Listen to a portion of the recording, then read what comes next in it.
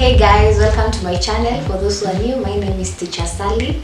If you can recall, our previous lesson was the human teeth, and our today's lesson will be the human digestive system.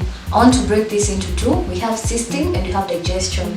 System is a group of organs that works together to perform a certain function, and for digestion, it is a process whereby large food molecules are broken into simpler food molecules for absorption and to be utilized by the body. We have two types of digestion. We have mechanical, also known as physical, and we have the chemical digestion.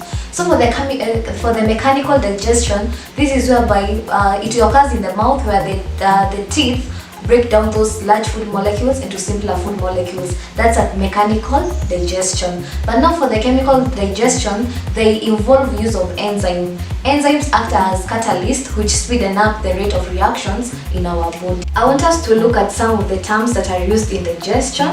The first one is ingestion. What is ingestion?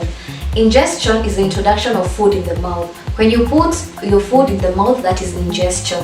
The second term that I want us to define is digestion. What is digestion?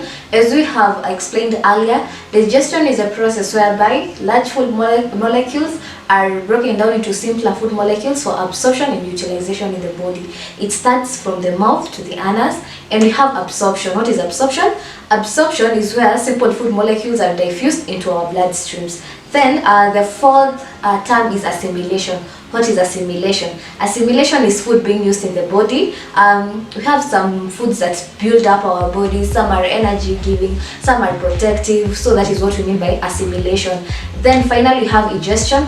Ingestion is when the undigested food substances are removed from our bodies through the anus. That is what we mean by ingestion. So I want to break down, I want to simplify for you how the organs work, how each and every organ works. As we have said earlier, that digestion begins from the mouth. So this is what happens in the mouth.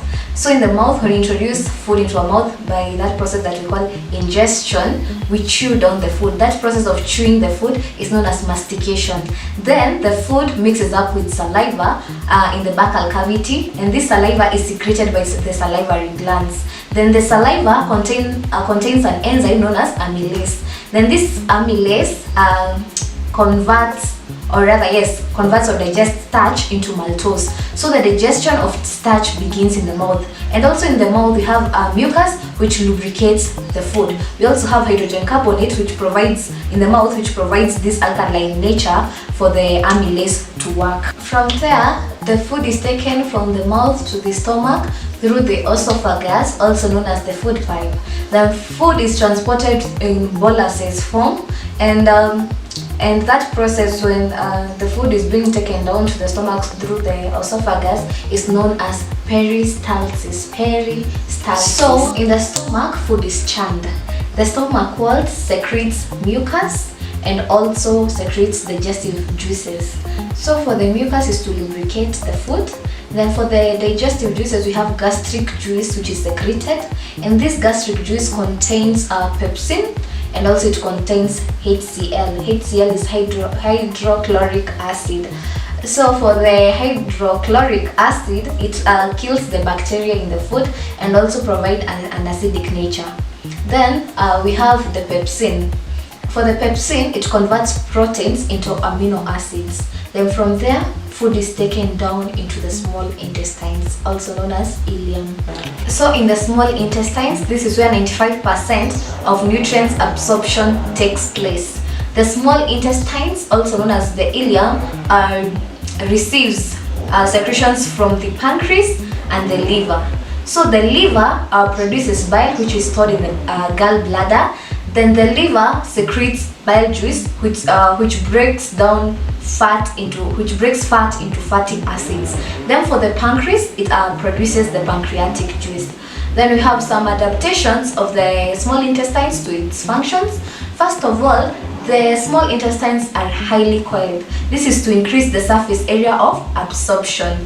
And also the inner walls of the small intestines has finger-like projections, which are known as villi. And also the third adaptation is that the ileum has an extensive network of blood capillaries. So after the food is when the food is fully absorbed, is fully digested, it is passed through our blood vessels. Then for the undigested food, it is taken to the large intestines, which is also known as colon. This is where absorption of excess water and mineral salts takes place in.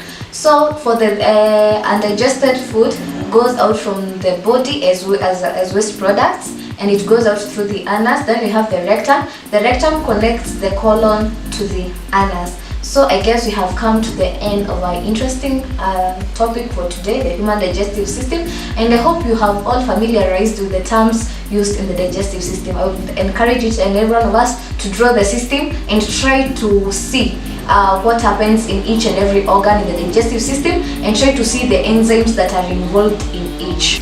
So guys, if you haven't subscribed, make sure you hit the subscription button, and make sure you like, you leave a comment, and in case of any queries, just don't hesitate to hit my email or just ask me the questions that you have.